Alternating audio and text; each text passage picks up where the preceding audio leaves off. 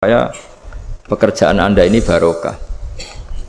Kemudian yang terakhir saya beri ijazah tentang Al-Fatihah ya, karena ini surat yang populer. Kalau saya ijazahi Quran 30 juz pasti sampean nggak hafal.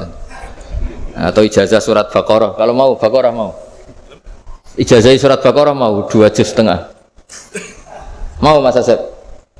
Ya Fatihah aja yang gampang ya. Nah, ya kulhu Fatihah ini paket ringan ini. Tapi pahalanya apa? Besar. Ini beda ya, artinya selama ini mungkin Anda baca tapi monoton ya. Tapi ini saya bacakan teks aslinya tentang istilahnya itu mazaya itu kelebihannya Fatihah.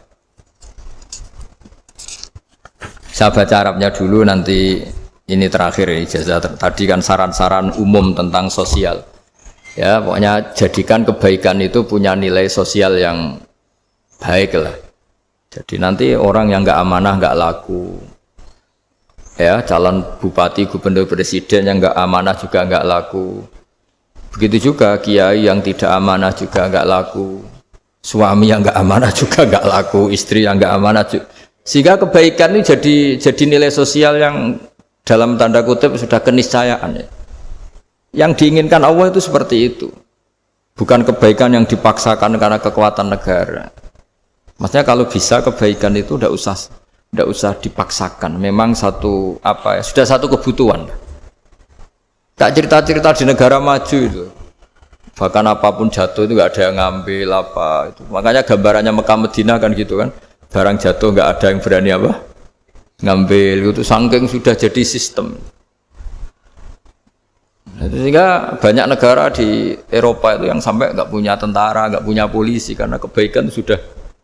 Nah kita kan masih capek, polisinya aja capek, apalagi masyarakatnya, karena kebaikan itu belum jadi nilai bersama. Nah, kita selain ditopang negara, ada polisi, ada tentara, itu kita usahakan kebaikan itu jadi nilai bersama. Tadi wa'tamiru bainakum bima'ruf. Dan kita punya reputasi yang bagus dalam bab ini.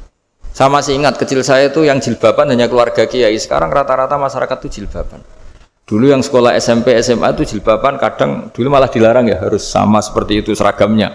Sekarang sudah boleh dan nyaman. Lama-lama yang dapat simpatik ya yang pakai pakaian model tertutup seperti itu. Lama-lama gampangane cara wong golek mantu ya golek yang seperti itu daripada yang blodor. Lama-lama jadi nilai bersama. Ya ingin saya seperti itulah. Di terminal juga sama.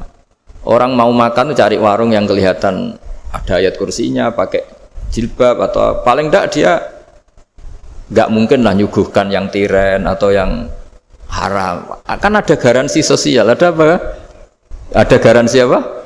Sosial. Dengan penampilan yang soleh itu kan, masa iya nyuguhkan oplosan babi itu misalnya itu. Jadi nilai sosial itu harus harus benar-benar jadi nilai. Sehingga negara biar gak capek-capek. Polisi juga gak capek kan, karena tugasnya corong Jawa mau ngawat-ngawati tok, tapi sudah tidak perlu tegang karena kebaikan sudah jadi nilai bersama. Ingat-ingat ya ayatnya tadi, wa'tamiru bainakum bima'ruf. Jadi kebaikan itu harus jadi nilai bersama. Iktimar itu menjadi urusan bersama. Makanya kalau kita rapat besar disebut apa? Muktamar. Muktamar itu urusan bersama. Ya tadi imamnya sholat juga menopang Gojek karena nggak lama-lama nopang Grab, nopang Kernet, nopang penjaga Indomaret, penjaga bensin, pom bensin. Lah dia hanya punya waktu 5 menit terus imamnya baca Baqarah kan. Iya imamnya mursyid, mungkin dia tambah lama tambah dapat aplaus dari muhibbinnya, tapi makmumnya dia tambah lama tambah dapat penghormatan dari pecintanya, tapi kitanya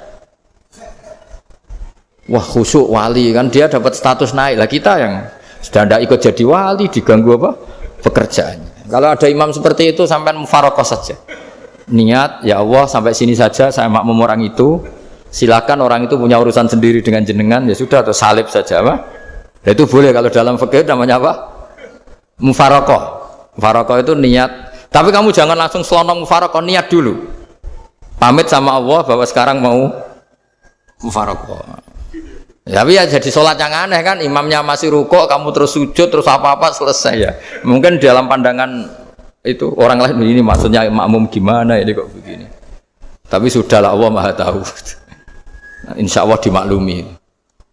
Ya saya baca tentang Fatihah ya, karena sampean pasti sering baca Fatihah. Supaya apa sekaligus jadi jimat lah gitu. Jadi kalau kamu sering di jalan-jalan yang mungkin sepi atau mungkin kan tidak semua teman Grab itu nasibnya bagus yang di Semarang Jogja. Mungkin yang di Kalimantan di Papua kan ada yang 10 kilo gak ketemu rumah, ya kan? Ya lihat di TV itu kan kasihan kan, sudah 10 kilo gak ketemu rumah, penumpangnya kewekar preman tuh kan, ini makan orang enggak kan gitu. Kan ujiannya dua, kalau penumpangnya cantik itu ya kecoba syahwat, kalau preman takut, jadi orang itu selalu ujian itu. Sing sedengan itu kan jarang orang itu. Jadi kalau penumpangnya perempuan cantik ujiannya itu syahwat, kalau preman ujiannya ketakutan.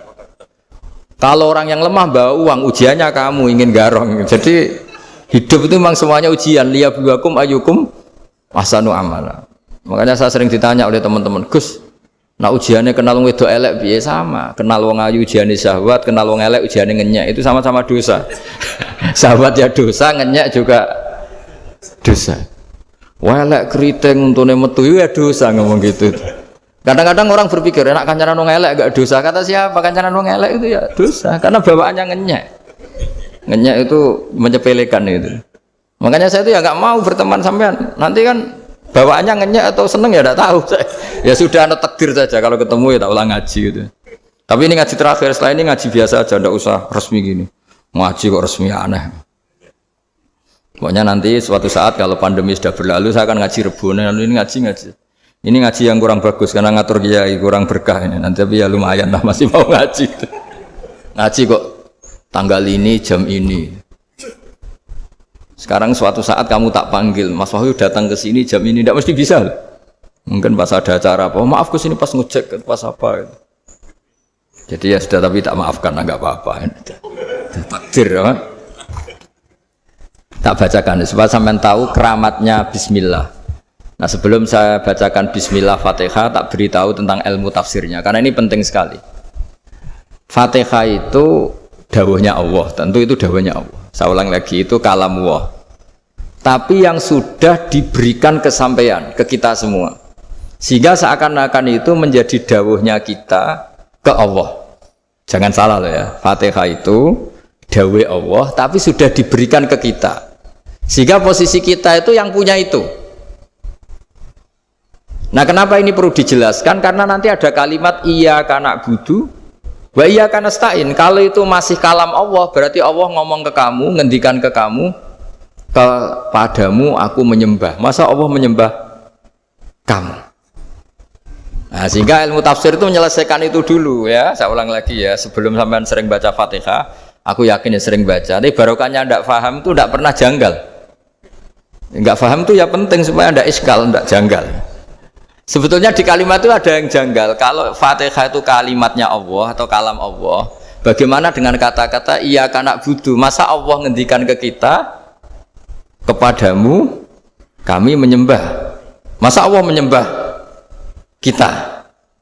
Maka penyelesaiannya secara ilmu tafsir gimana? Semua ulama mengatakan, bukan satu dua, semuanya mengatakan di Fatihah itu semuanya diberi kawalan kalimat. Saya ulang lagi ya, di Fatihah itu semuanya diberi awalan kalimat qulu, katakan wahai hambaku begini. Ya, katakan wahai hambaku begini. Nah, begini ini pelajaran dari Allah yang sudah diberikan ke kita. Terus kita mengatakan bismillahirrahmanirrahim, alhamdulillahirabbil, termasuk kita mengatakan iyyaka na'budu wa iyyaka nasta'in. Jangan bayangkan Allah ngendikan ke kita. Kalau Allah ngendikan kita berarti gini, hei Wahyu, ihdinas siratal mustaqim, tunjukkan saya jalan yang benar. Nah nanti kamu terus, ya Allah, Anda aja minta tolong saya minta tolong siapa kan? Jadi panjang kan?